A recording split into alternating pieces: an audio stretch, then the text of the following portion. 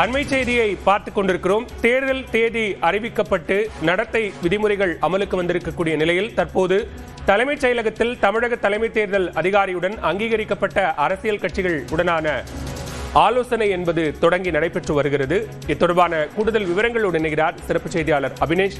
அபினேஷ், இன்றைய ஆலோசனையினுடைய முக்கிய அம்சங்கள் என்னென்ன?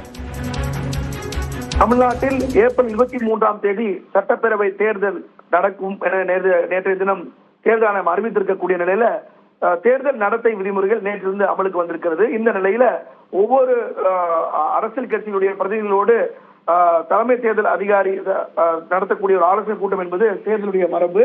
அந்த அடிப்படையில் தேர்தல் தேதி அறிவிக்கப்பட்டவுடன் அங்கீகரிக்கப்பட்ட கட்சிகளோட பிரதிநிதிகளோடு தமிழ்நாடு தலைமை தேர்தல் அதிகாரி அர்ச்சனா பட்நாயக் தலைமையில் தலைமைச் செயலகத்தில் ஒரு ஆலோசனை கூட்டம் என்பது நடைபெற்று வருகிறது.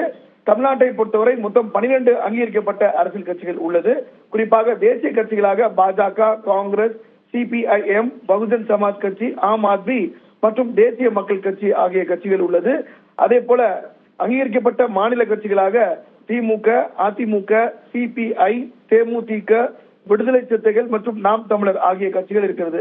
இந்த 12 கட்சிகளுடைய பிரதிநிதிகளுடன் தற்போது தமிழ்நாடு தலைமை தேர்தல் அதிகாரி அர்ச்சனா பட்நாயக் ஆலோசனை மேற்கொண்டு வருகிறார். தேர்தல் நடத்தை விதிமுறைகள், பிரச்சாரங்களுக்கான அனுமதி பெறுவது, அதே போல நட்சத்திர வேட்பாளர் பட்டியல், அதே போல தேர்தல் செலவு, அதாவது வேட்பாளர் மற்றும் அரசியல் கட்சிகளுடைய செலவு உள்ளிட்ட அம்சங்கள் குறித்து இந்த ஆலோசனை கூட்டத்தில் தீவிரமாக ஆலோசிக்கப்படுகிறது.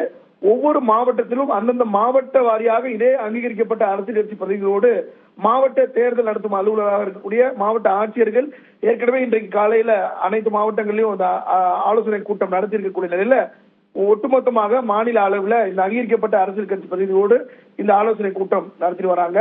இதுல இந்த முன் அனுமதி பெறுவது, குறிப்பாக பிரச்சாரங்களுக்கு அவங்க கட்சியுடைய நட்சத்திர பேச்சாளர்கள் செல்வது, அதுக்கான முன் அனுமதி பெறுவது, வாகனங்கள் எடுத்து செல்வது, செலவுகள் உள்ளிட்டவை எல்லாம் விரிவாக ஆலோசிக்கப்பட்டு இதுல ஒரு விரிவான முடிவு தெரிய வரும்.